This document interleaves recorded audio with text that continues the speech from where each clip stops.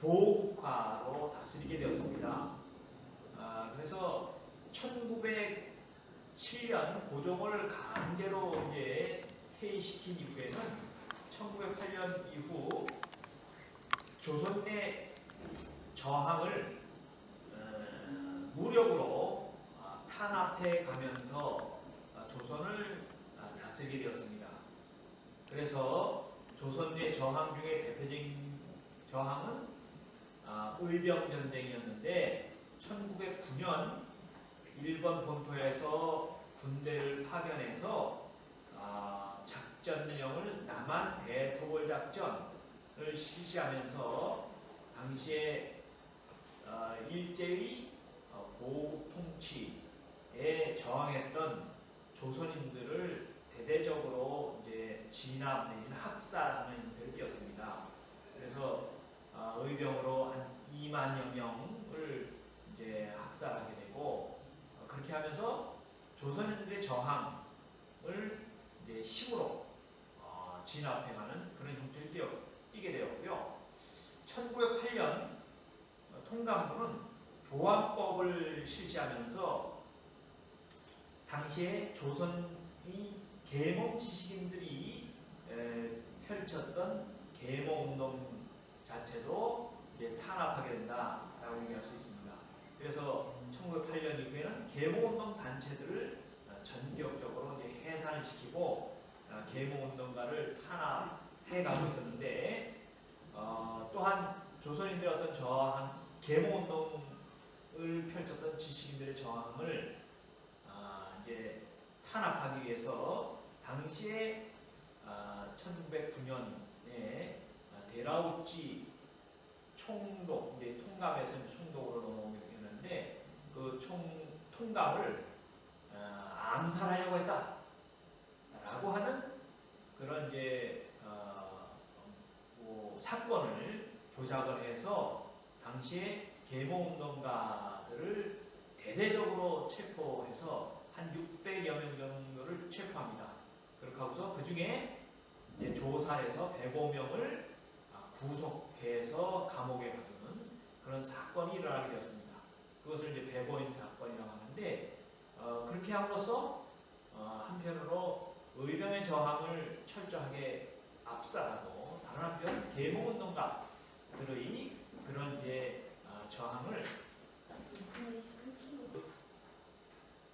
1905년에 통감부는 1906년 통감부를 설치하면서 1908년부터 조선의 저항을 막기 위해서 나름대로 조선인들의 그 저항운동에 대해서 철저히 진압해가는 그런 형태를 띄었습니다. 그래서 1909년에는 일본 본토에서 군대를 파견해서 남한 대토벌 작전이라는 명의로 해서 조선인들의 의병 전쟁을 힘으로 진압을 해갔고요. 그래서 한 조선의 의병들이 한 16,500명, 일본의 경무국조사서에 보면은 그 정도 이제 살해했다라고 하는 기록이 나오는데요. 한 2만 명 정도 조선의 의병을 이제 학살하는 그런 기록이었고, 1908년에 통감부는 보안법을 공포하면서 조선의 지식인들이 펼쳤던 계몽운동을 철저하게 이제 탄압하는 형태를 띠게 됩니다. 그래서 계몽운동 단체들을 전면적으로 이제 해산을 하게 되고, 또 그런 조선의 근대적 지식인들이었던 계몽운동가들의 저항을 약화시키기 위해서 당시에 데라우치 통감 이제 총독을 1910년에 이제 암살하려고 했다라고 하는 이제 사건을 일으켜서 당시에 근대적 계몽 지식인들을 한 600여 명 정도 전격적으로 구속을 체포를 하게 되고, 그들을 징계해서 105명을 이제 구속 처분하게 됩니다. 이제 그런 식으로 조선의 어떤 저항을 이제 압살하면서 1910년 8월 29일 날 그 일본 제국주의는 조선을 식민지로 이제 병탄해서 세계적으로 그걸 공포하게 되고, 그러면서 조선에다는 조선 총독부를 설치하면서 조선 총독부가 조선을 통치하는 유일한 합법적인 기관이다라고 하는 것을 공부하게 됩니다. 그래서 첫 번째는 이제 그 통치 방식을 총독이 실시하는 무단 통치였던 실시를 하게 되고, 그다음에 1910년대에 일본 제국주의의 구체적인 식민 정책이 어땠었는가 하는 것을 나름대로 경제적인 측면을 중심으로 해서 식민지 경제구조의 재편성이라는 측면을 살펴보고, 1910년대에는 조선인들이 어떻게 조선 총독부의 통치에 대해서 어떻게 느끼고 나는 대응을 해갔었는가 하는 운동에 대해서 살펴보고요. 끝으로 마지막으로는 1919년 3월 1일 날 이날이 이제 조선의 26대 왕인 고종이 죽어서 장례를 지낸 날입니다. 그날 전국적인 3일 만세 시위가 일어납니다. 그래서 그 운동의 형태에 대해서 한번 살펴보도록 하겠습니다. 첫 번째, 일본 제국주의의 1910년대 통치 행위에 대해서 한번 살펴보도록 하겠습니다. 이 통치는 통치의 어떤 방식은 성경적으로 크게 무단 통치다 이렇게 얘기를 합니다. 그 통치의 어떤 통치의 어떤 정점에 있었던 것은 조선 총독부였습니다. 당시에 조선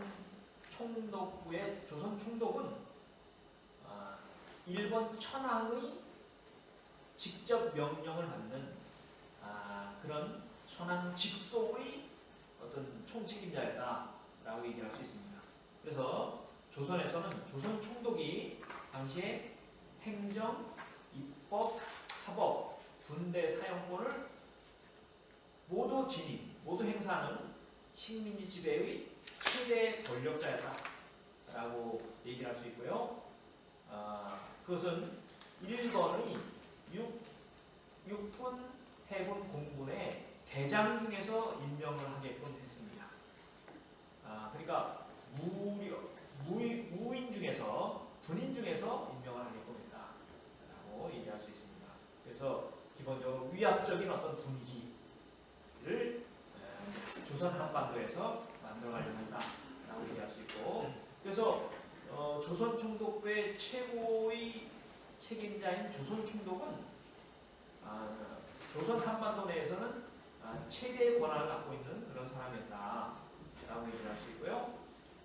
그래서 조선 총독은 식민지 조선에 대한 모든 행정권뿐만 아니라 정치, 행정, 입법, 그다음에 사법권을 모두 가진 그런 이제 최고의 통치자, 즉 거의 전제 시대의 군주와 같은 그런 권한을 갖고 있었고, 필요에 따라서는 군대를 만주라든지 혹은 연해주까지도 이제 파견할 수 있었던 그런 이제 권한을 갖고 있었다라고 얘기를 할 수 있습니다.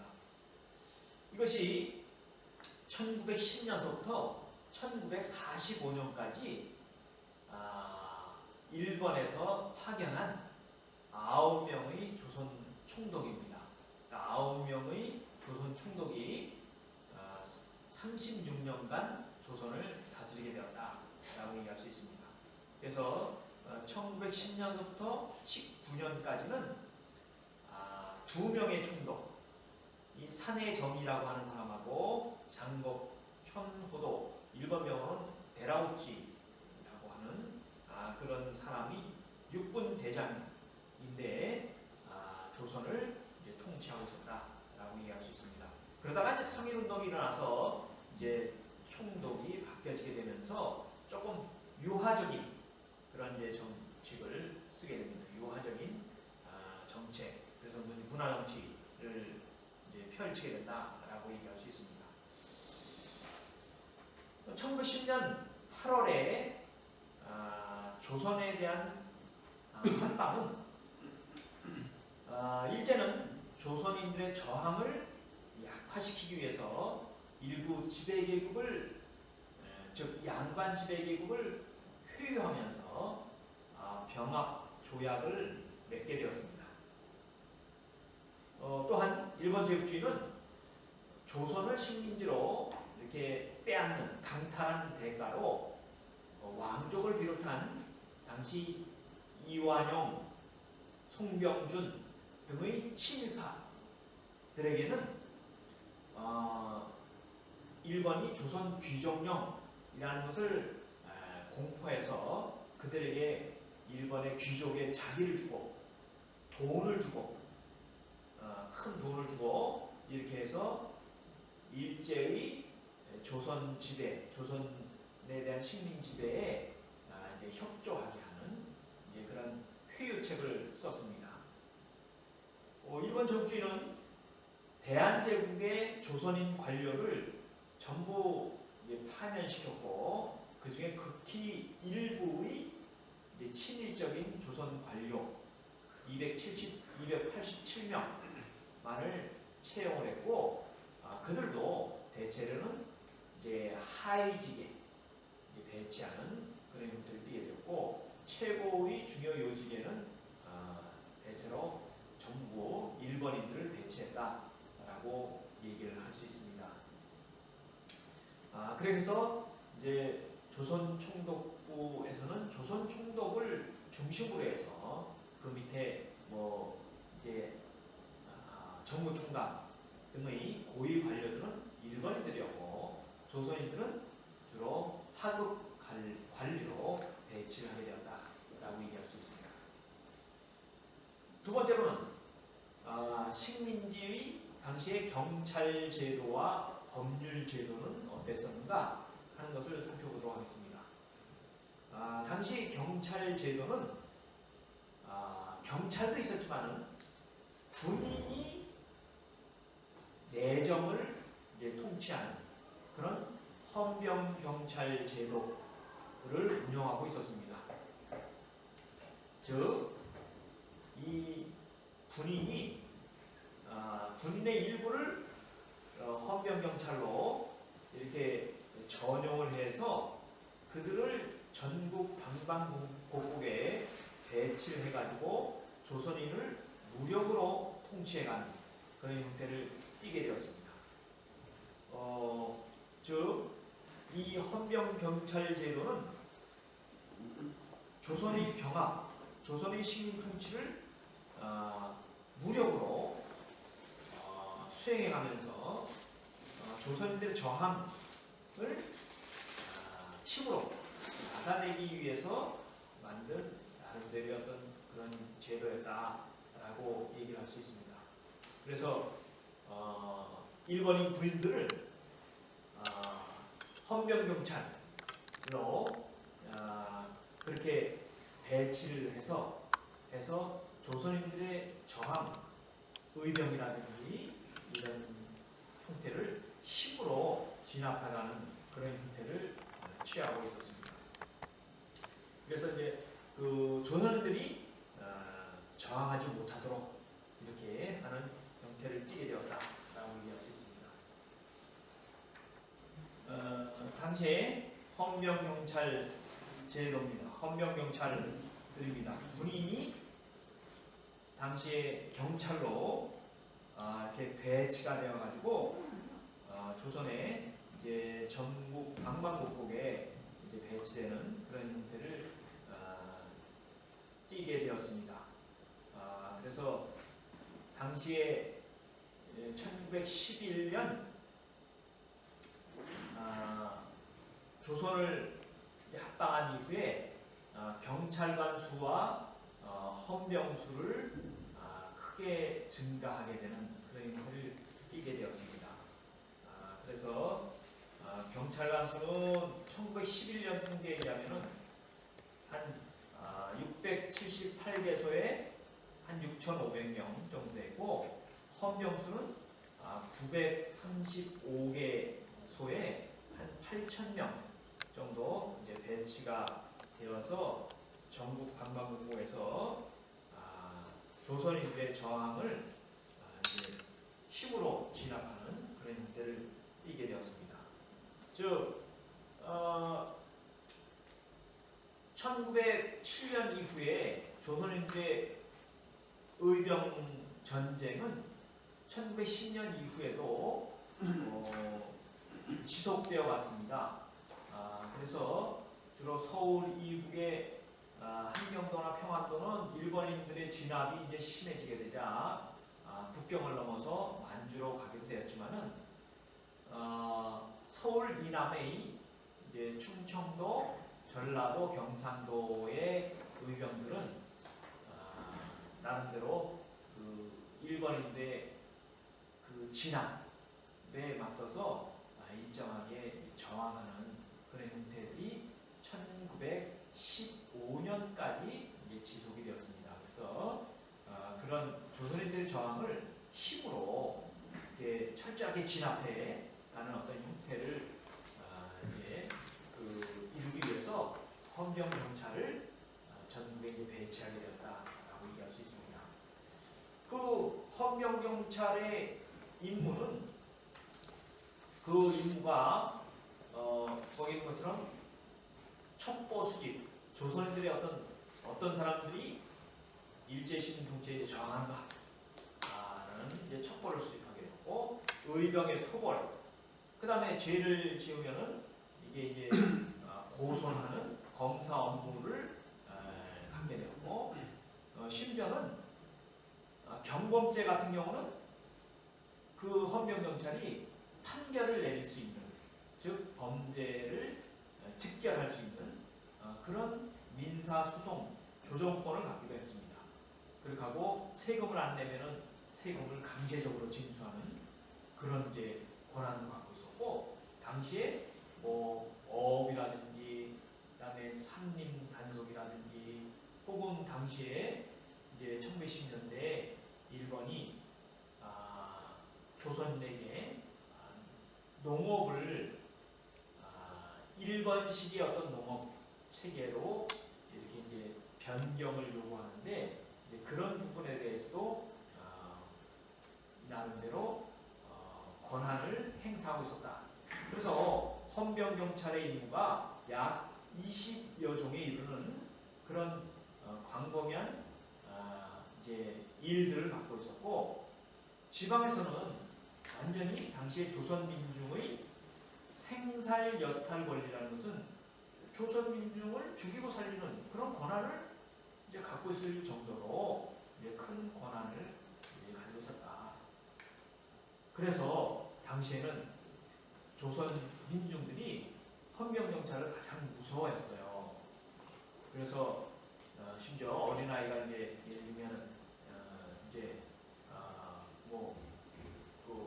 운다든지 이렇게 혹은 이제 짜증을 부린다든지 이렇게 할 때 이제 그 당시에 이제 순사가 온다라고 하면 울음을 붙일 정도로 그렇게 무서워했다는 거죠. 특히 조선 중에서 보조직으로 헌병 경찰의 보조직원으로 헌병보를 임명을 하는데, 그 사람들이 당시에 스파이적 존재가 돼서 당시에 조선인 지식인들의 어떤 저항이라든지, 그러니까 의병이나 독립운동 이런 것을 하는 것을 이제 파악을 해서 헌병이나 혹은 경무국에 보고하는 일들이 잦았는데, 그래서 조선 민중들이 그 조선인으로서 헌병보가 되어가지고 그런 이제 밀정 노릇을 하는 것에 대해서 가장 이제 싫어했다라고 얘기를 할 수 있습니다. 자, 법률 제도에서는 당시에 조선 민중의 저항을 막고 일제의 식민 지배를 강화하기 위한 법률을 제정해 왔습니다. 1910년 합방 직전에 공포된 집회 단속법으로 모든 정치적 집회를 금지한 것과 아울러서 계모운동가의 모든 단체들을 이제 해산시키기도 했고요. 그것이 이제 1908년에 보안법으로 나타나게 되었고, 또 1908년에는 사립학교령을 공포해가지고 당시 계몽운동가들이 만들었던 많은 사립학교들을 일정한 규모와 시설을 갖추지 못했다라고 해가지고 대대적으로 이제 폐교하는 그런 형태를 띄었습니다. 그래서 예를 들면 당시에 조선총독부의 통계 연보에 보면은 1908년에 사립학교가 5,000개 정도 있었는데 전국에 1910년 8월이 될 때는 한 1,900개 정도만 남았고 1919년대는 740개가 많이 남고 있다라고 얘기할 수 있습니다. 대신 일본 제국주의가 나름대로 그들이 이제 그 공립학교를 세워서 일본의 어떤 식민 지배의 어떤 정당성과 또 이제 그들에게 어떤 형태의 어떤 교육을 실시했다라고 얘기할 수 있습니다. 또 다른 한편은 조선의 민사와 형사를 이제 그 관할하고 조정하는 조선 민사령, 형사령을 공포를 했습니다. 그것을 통해서 조선인의 어떤 나름대로 뭐 인권을 이제 제한하면서 이제 식민 통치를 행하게 되었던 그런 일들이 띄게 되었다. 그 중에 조선인 민중들이 가장 이제 싫어하고 이제 좀 증오했던 것이 조선 태형령입니다. 조선 태형령은 원래 이전에 조선시대 때 있긴 있었습니다. 조선시대 때 형벌은 제일 무거운 형벌이 사형이었고, 두 번째는 유배형이었고, 세 번째는 이제 감옥에 가두는 그런 이제 금고형이었고, 네 번째가 장형, 다섯 번째가 태형이었습니다. 그래서 일본 제국주의는 조선의 법률적인 그 형벌의 전통을 이어받는다라고 하는 이제 그것을 내세워서 조선 태형령, 이건 예전부터 있었던 것이니까 이게 이어받는다라고 하고서는 이것은 이제 경범죄에 해당하는 사람들에게 태형을 가했어요. 근데 태형이 조선시대 때는 나무막대기였는데 나무로 이제 때리는 것이었는데 일제시기 때는 나무 앞에다가 이제 그 소가죽을 연해서 이제 탄력성을 높이고 그 앞에다는 이제 납덩이를 했어요. 그래서 그것을 잘못 맞으면은 뭐 살이 이제 파진다든지 뭐 이런 형태를 취하게 되었습니다. 그래서 1919년 3.1운동이 일어날 때도 일본의 경무조사서에 보면은 조선인들이 가장 이제 그 당시에 싫어했던 그런 형벌이 조선 태형령이었다 이렇게 이제 기술을 하고 있습니다. 하여튼 조선인 입장에서 보면은 이제 경범죄에 해당할 때 조선 태형령을 이제 받게 되는데 그것이 그렇게 이제 가볍지만은 않은 형벌이었다라고 하는 것이죠. 자, 그러면 두 번째로 넘어가도록 하겠습니다. 두 번째로 넘어가서 일본 제국주의는 1910년 8월 29일 날 조선을 식민지로 이제